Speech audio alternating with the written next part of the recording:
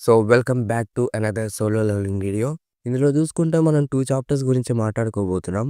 ఇందులో మీకు కొన్ని కొత్త క్యారెక్టర్‌లయితే రాబోతున్నాయి. ప్రీవియస్ వీడియోలో చెప్పినట్టుగా ఐసెల్ఫ్ లాంటోడు, అంటే అడవి మనిషి లాంటోడు ఎవడు అనేది మనకి ఈరోజు తెలియబోతుంది.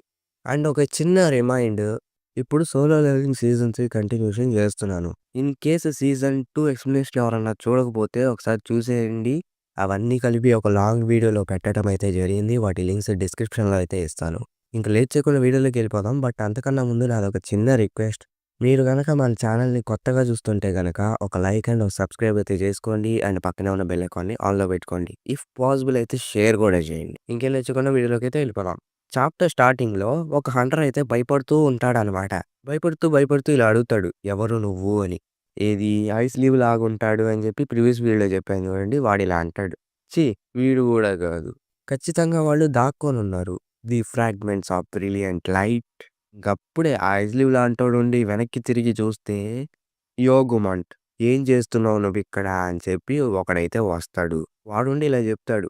నేనిక్కడికి ఎందుకొచ్చానంటే ఒక ఇన్ఫర్మేషన్ నీకిద్దామనొచ్చాను. అదే టెరిటరీ ఉంది గదా ఈస్ట్‌లో, దాని గురించే. అంటే నీ అర్థం ఈస్ట్‌లో ఉన్న స్మాల్ టెరిటరీ అయితే, మరి షాడో మోనార్క్ ఎక్కడున్నాడు? అయినా నువ్వు చెప్పావు గదా ఆ ప్లేస్‌ని చూసుకుంటానని. ఆ! అవును. కానీ రూలర్స్ వాళ్ళ యొక్క లీవియాని సౌత్‌లో రిలీజ్ చేయబోతున్నారు. కాబట్టి నేను ఆ ప్లేస్‌ని తీసుకుంటా అని చెప్పి వాడంటే పక్కనే ఉన్న ఐస్ లీవ్ లాంటోడుండి, అవునా! అలా అయితే షాడో మోనార్క్ సంగతేంటి అని అడిగితే, ఇంకా యోగు గాడుండి ఇలా చెప్తాడు. అది అంత పెద్ద ప్రాబ్లమ్ ఏం కాదు. ఆర్కిటెక్ ఉన్నాడుగా, మొత్తం వాడు చూసుకుంటాడులే. చెప్పటం మర్చిపోయా. నా దగ్గర ఇంకొక ఇంట్రెస్టింగ్ న్యూస్ కూడా ఉంది. ఈ న్యూస్ కన్ఫర్మ్ అయిపోయింది. అదే the greatest fragment of brilliant light ఇక్కడే ఉన్నాడు. ఇంక ఐస్ లీవ్ లాంటోడుండి, "హేయ్! ఇంట్రెస్టింగ్. ఇది చెప్దామని నువ్వొచ్చావా?"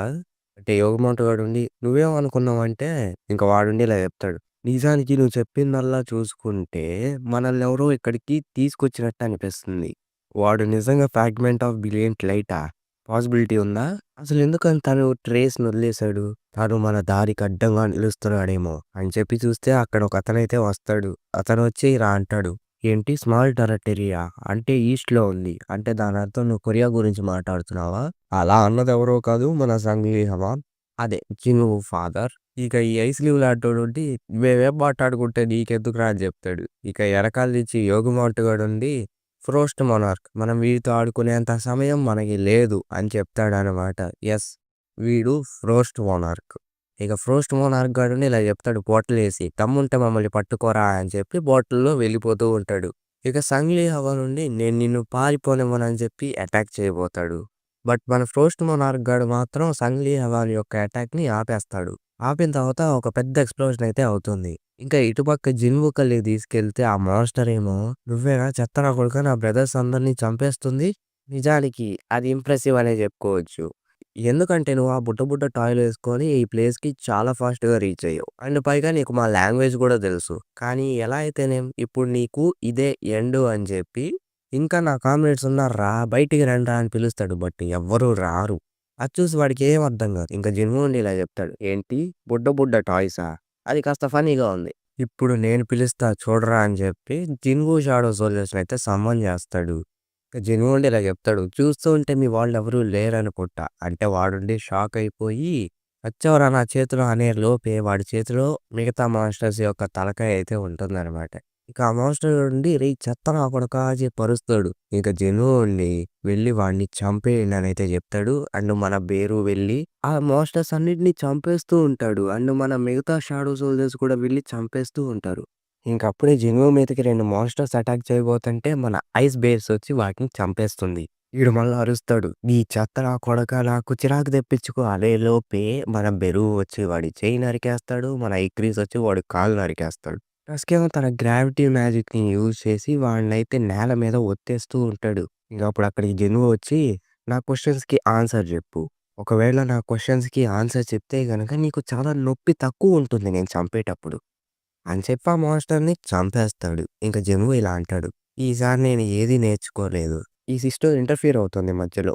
అయినా పర్లేదులే. ఇది మొత్తం బానే ఉంటుంది. ఎందుకంటే నా అంతట నేనే నేర్చుకోవాలనుకుంటున్నా గదా!" అని చెప్పి తనకి కర్స్డ్ రాండమ్ బాక్స్ నుంచి ఒక కీ అయితే వస్తుంది. నేను 'జేజు ఐలాండ్' రైడ్ అప్పుడు 100 లెవెల్‌కి రీచ్ అయ్యాను. అండ్ ఇప్పుడు దాని ఎక్విప్‌మెంట్స్‌కి గూడా రీచ్ అయ్యా. సిస్టమ్ ఇంకిలా చెప్తుంది. ఈ కీ యొక్క ఇన్ఫర్మేషన్ నీకు తర్వాత చెప్తుంది అని. ఇంకా ఆ కీ ఏంటా అని చూస్తే కార్టెనాన్ టెంపుల్ కీ అనమాట. జెను ఉండి ఓహ్! కార్టెనాన్ టెంపుల్‌దా? నేనింకా ఆ ఇన్సిడెంట్‌ని మర్చిపోలేను. అదే డబుల్ డంజన్. ఈ సిస్టమ్ నన్ను మళ్ళీ పిలుస్తుంది. ఎక్కడైతే మొదలైందో అక్కడికి. అయినా థింగ్స్ అనేవి మారాయి. ఒకప్పుడు జినువు వేరు. ఇప్పుడు జినువు వేరు. ఒకవేళ అది నా కోసం వెయిట్ చేస్తుంటే, "నా కోసం ఆగు. నేను ఖచ్చితంగా నీ కోసం వస్తా" అని చెప్పి నెమ్మదిగా డోర్స్ ఓపెన్ అయిపోయి లోపలికెళ్ళి చూస్తే, గాడ్ స్టాచ్యూ నవ్వుతూ ఉంటాడనమాట. అంతటితో ఈ చాప్టర్ అయితే అయిపోతుంది. ఇంక నెక్స్ట్ చాప్టర్‌లో చూసుకుంటే, జిన్‌హో గాడు జినుగు మీద వేసే ట్రోల్స్ అన్నిటిని కూడా రియాక్ట్ అవుతూ వాటికి గట్టి రిప్లైస్ అయితే ఇస్తూ ఉంటాడు. ఇచ్చి అలిసిపోయి ఉంటాడనమాట. ఇంక అప్పుడే జినుగు వచ్చి, "నువ్వు చాలా బాగా కష్టపడుతున్నావు" అని చూస్తే మన జిన్‌హో షాక్ అయిపోతాడు. ఎందుకంటే తను సౌండ్ లేకుండా వచ్చాడబ్బా! అది మనోడికి భయమే కదా! ఇక జిన్‌హో ఉండి, "నేను డంజన్ లోపలికెళ్ళాను. పైగా నువ్వు చెప్పావు గదా! మనకి కొంచెం మనీ అనేది కావాలి గిల్డ్‌ని ఎస్టాబ్లిష్ చేయటానికి. ఇవి సరిపోతాయా?" అని చెప్పి మ్యాజిక్ స్టోన్స్‌నైతే తీసుకొస్తాడు. జిన్‌హో గాడు షాక్ అయిపోతే, "ఏంటి నువ్వు హై ర్యాంక్ గేట్‌ని క్లియర్ చేసావా?" అని. ఇక జిన్‌హో గాడుండి, "నువ్వు సూపర్ అన్నయ్య. వీటితో మనం ఎటువంటి దిగులు పడాల్సిన పని లేదు. ఎందుకంటే మన సాలరీస్ ఇవ్వచ్చు. మన గిల్డ్ గురించి కూడా చూసుకోవచ్చు." "ఏంటి ఎంప్లాయా?" అని జిన్‌హో అడిగితే, జిన్‌హో ఉండి, "ఏంటి నీకు గుర్తులేదా? మనకు ఇంకో మెంబర్ కావాలి. Guild master, vice guild master and third member." ఇక జిన్‌హో ఉండి, "ఎవరైనా ఫార్మ్‌ని ఫిల్ చేస్తే వచ్చేయచ్చులే" అంటే జిన్‌హో గాడుండి, "అలా కుదరదు. నీతో ఇంకో మ్యాటర్ గురించి కూడా మాట్లాడాలి." "ఏంటి?" అని జిన్‌హో చూస్తే, జిన్‌హో గాడు ఇలా చెప్తాడు, "మన గిల్డ్ యొక్క నేమ్ ఏమన్నా డిసైడ్ చేసావా?" అంటే జిన్‌హో ఉండి, "ఇదిప్పుడు అంత అవసరమా?" అంటే, "అవును అవసరమే" అని చెప్పి విరుచుకుపడతాడు. సంగ్యూ నేమ్ ఎలా ఉంటుంది? ఐ నో కాస్త వియర్డ్‌గానే ఉంది. ఎందుకంటే మన పేర్లోంచి నీది సాంగ్, నాది యో కాబట్టి అలా పెట్టారని చెప్తాడు. బట్ అలా ఆలోచిస్తూ ఉంటాడు. జిన్‌హో ఉండి సోలో ప్లే అయితే ఎలా ఉంటదంటే షాక్ అయిపోతాడు. ఇంకిలా అనుకుంటాడు మనసులో, ఏంటి తను నిజంగానే చెప్తున్నాడా? నిజానికి జిన్‌వుకి కాస్త నేమ్స్ పెట్టడం రాదనుకుంటా. అయినా ఉన్నప్పటికీ ఆయన కూడా హ్యూమనే గదా! అని డోర్ కొడతారు. డోర్ కొట్టిన తర్వాత ఎవరని జెప్పి చూస్తే, హాయ్! ఇది హంటర్ సన్ జిన్‌వు యొక్క ఆఫీసేనా? అంటే, "ఆ! అవును. ఎవరు?" అని జెప్పి చూస్తే షాక్ అయిపోతారు. తీరా చూస్తే చాహే ఉంటుందక్కడ. ఇక జిన్‌వు ఉండి ఇలా అడుగుతాడు, "హంటర్ చా మీరేం జేస్తున్నారిక్కడ?" అంటే, "ఓహ్! అదా! నేను మీ గిల్డ్‌లో జాయిన్ అవ్వాలనుకుంటున్నా" అని జెప్పి చాహే అంటుంది.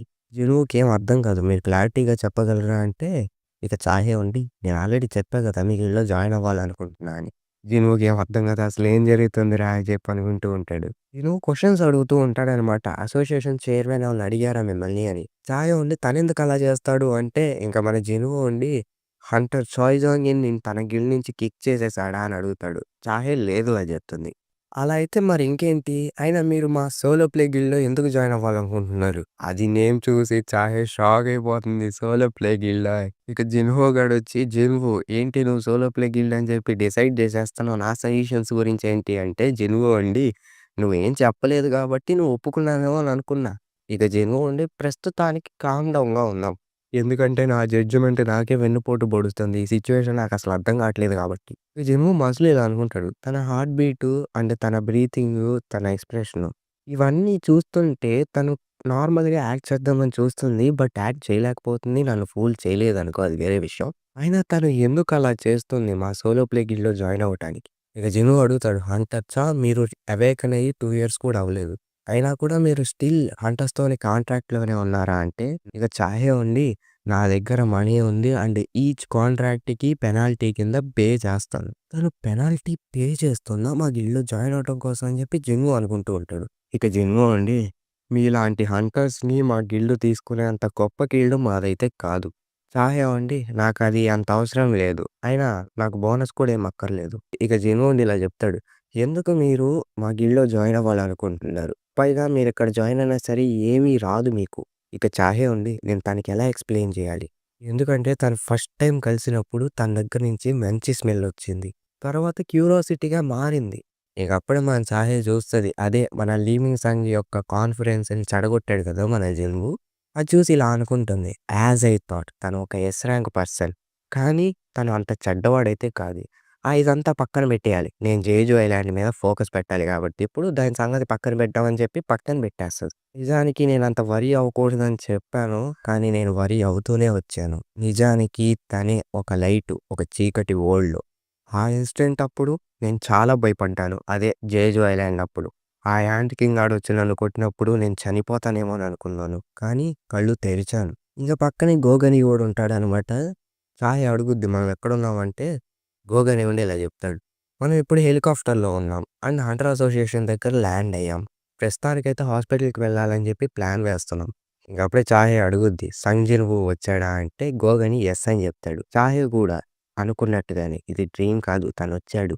పైగా నేను ఈ సిట్యుయేషన్‌లో తను లేకపోయుంటే చనిపోయేదాన్నేమో. లేదా నిజంగానే చచ్చిపోయేదాన్నేమో. ఒకవేళ అలాంటి సిట్యుయేషనే వస్తే నేను తిరగబడాలి. ఇలా భయపడకూడదు. ఇప్పుడు నేనేం జేయాలి? నేను తనకెలా చెప్పాలి? నేను చనిపోయేంత వరకు నీ సైడ్‌లో ఉండాలని అనుకుంటున్నా అని చెప్పి ఎలా చెప్పాలి తనకి?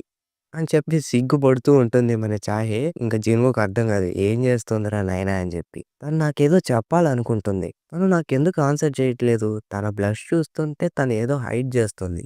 సరే తనేం హైడ్ చేస్తుందో నాకు తెలీదు కాబట్టి జిన్‌వు ఇలా అడుగుతాడు. "నువ్వు నాకు ఆన్సర్ చేయవా?" అంటే నేను కంఫర్టబుల్‌గా బతకాలనుకుంటున్నాను. నేను ఎలో కాదా అని అడుగుతుంది. జిన్‌వు మనసులో ఇలా అనుకుంటాడు. హంటర్ చా యొక్క ఏజ్ వచ్చేసరికి 22 ఆర్ 23 ఉంటాయి. ఎంత చిన్న వయసులో ఎస్ ర్యాంక్ హంటర్‌గా పనిచేయటం అంటే తను కాస్త హెవీగా ఫీల్ అవుతుండొచ్చు.